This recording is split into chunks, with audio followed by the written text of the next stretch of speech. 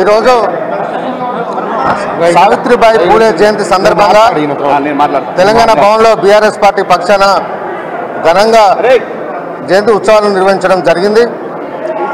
కేసీఆర్ గారు ముఖ్యమంత్రి ఉన్నప్పుడు సావిత్రిబాయి పూలే గారు ఏ ఆశయం కోసమైతే బడుగు బలహీన వర్గాల కోసం, మహిళల కోసం, విద్యా వ్యాప్తి కోసం ఏ విధంగా అయితే సావిత్రిబాయి పూలే గారు శ్రమించారో వారి వారసత్వాన్ని ముందుకు తీసుకుపోవడానికి కేసీఆర్ గారు ముఖ్యమంత్రి ఉన్న సందర్భంలో కూడా మహిళా బీసీ విద్యాలయాన్ని ఏర్పాటు చేసిన, గురుకుల విద్యాలయం ఏర్పాటు చేసిన కనుక మన ముఖ్యమంత్రి, ఆనాడు ముఖ్యమంత్రి కేసీఆర్ గారిది.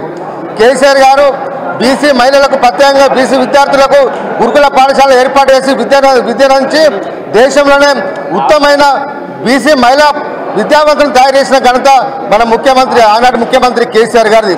ఇవాళ ఈరోజు రేవంత్ రెడ్డి గారు ముఖ్యమంత్రి అయిన తర్వాత ఏ గురుకులాలు అయితే చదువుకొని ఒక ప్రయోజకుడు కావాల్సిన మహిళా విద్యార్థులు, బీసీ విద్యార్థులు ఇవాళ వాళ్ళందరినీ విద్యకు దూరం చేయాల కుట్రతోని ముఖ్యమంత్రి రేవంత్ రెడ్డి గారు ఇవాళ బీసీ గురుకులను నిర్లక్ష్యం చేయడం వల్ల చాలామంది ఇవాళ గురుకుల పాఠశాలలో చేరటాన్ని కూడా వెనుకంజ వేసే పరిస్థితి ఇవాళ రాష్ట్రంలో ఇవాళ కనిపిస్తూ ఉన్నది.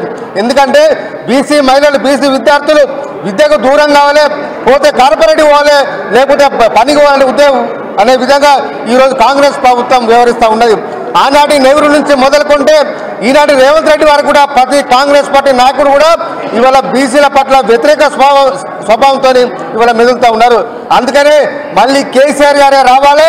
ఈ రాష్ట్రంలోని బడుగు బలహీన వర్గాలకు న్యాయం జరగాలంటే కేసీఆర్ గారు ముఖ్యమంత్రి ఉంటేనే సాధ్యమవుతుందని చెప్పి వీళ్ళని భావిస్తూ మరొకసారి సావిత్రిబాయి పూలే గారికి జయంతి శుభాకాంక్షలు తెలియజేస్తాం. జై తెలంగాణ.